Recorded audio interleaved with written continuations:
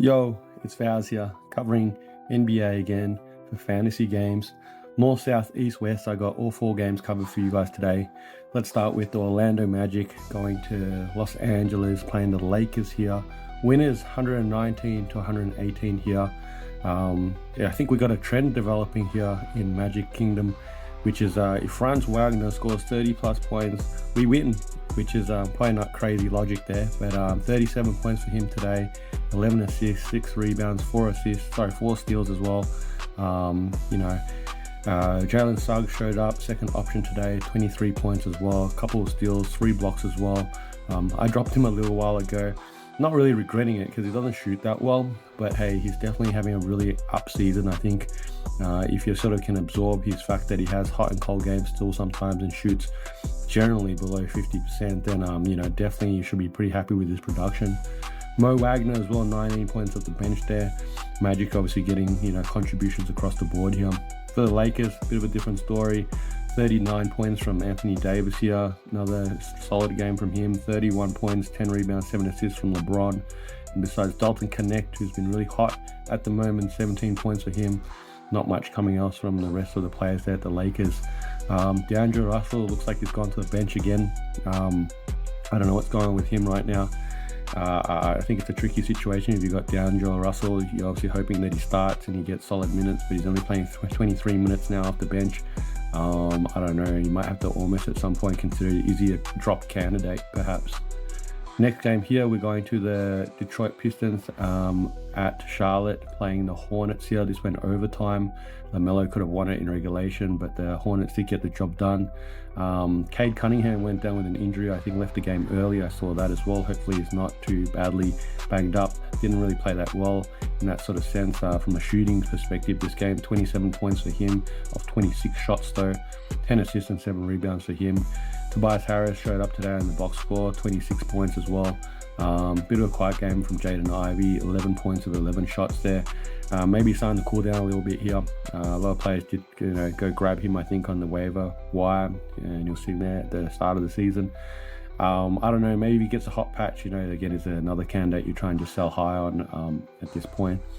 On the Hornets here, getting this W today, LaMelo Ball, 35 points, career game by Brandon Miller, 38 points, 8 3-pointers as well.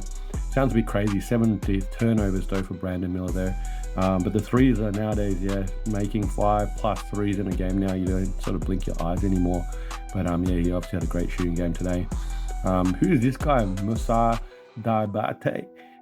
Maybe I didn't even say that right. 1 point, but 16 rebounds. Man, that's some interesting stat line there, along with 3 steals there. Maybe keep an eye on him if we can get a few points on the board too.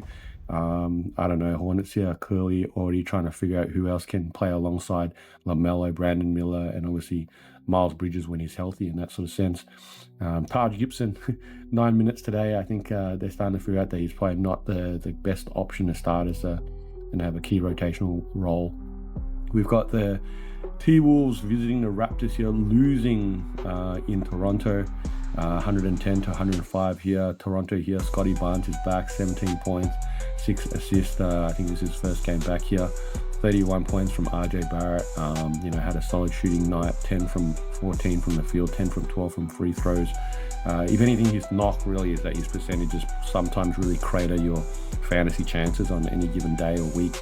In that sort of sense, if you can shoot a little bit better, I'd be really happy, obviously.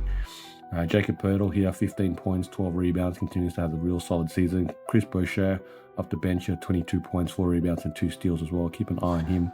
Someone's got to play backup minutes. Someone's got to play backup minutes in Toronto there. For the T-Wolves here, another loss that they play. Should have hopefully got a W on the road in a sense there. 26 points from Ant Edwards here, but 20 shots he needed. Rudy Gobert, 13 points, 11 rebounds, couple of blocks there. Julius Randle, though, 23 points. Jaden McDaniels, 22 points. But a bit of a thin bench, I think, at the moment. They've got to try and figure out, how to get some W's more consistently like last season. Last game here is the Spurs at the Jazz here.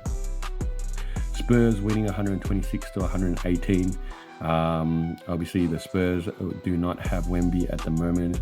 He's out. Harrison Barnes continues to really help them in the scoring department there. 25 points and 10 rebounds.